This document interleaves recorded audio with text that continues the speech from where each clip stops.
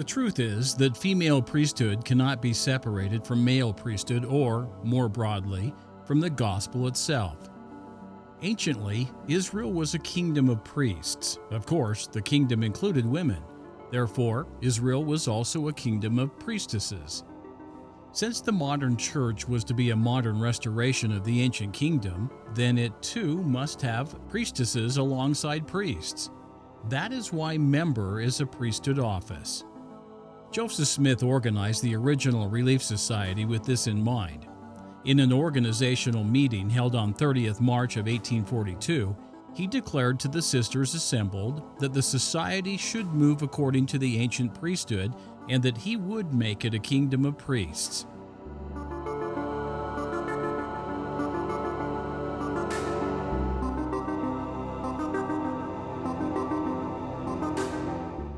The ordinances of the temple are quite explicit that females have priesthood power and authority.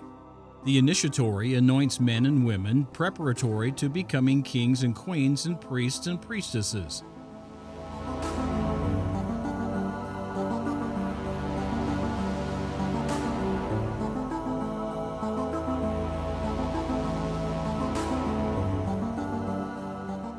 The second anointing confirms these anointings as kings, priests, queens, and priestesses.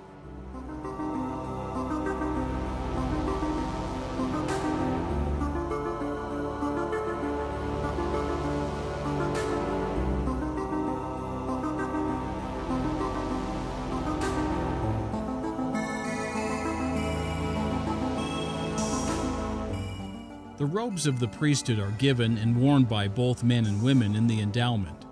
Those who don the robe have the power and authority to officiate in priesthood ordinances. The robe on the left shoulder delegates authority to officiate in Aaronic priesthood ordinances, while the robe on the right shoulder gives authority to perform Melchizedek priesthood ordinances.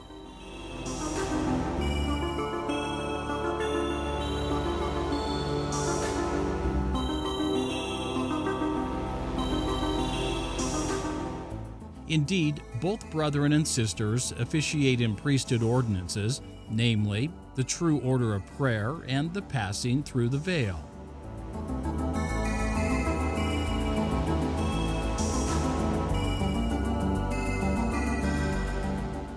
When a couple, male and female, are sealed, they're given kingdoms, thrones, principalities, powers, and dominions, among other priesthood blessings.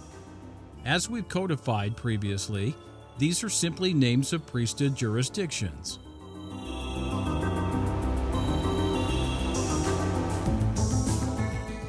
The highest order of priesthood requires both men and women.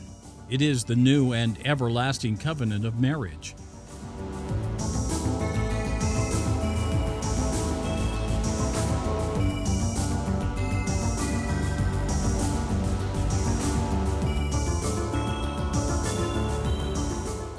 This order of priesthood is sexual in nature, something we will address in due course.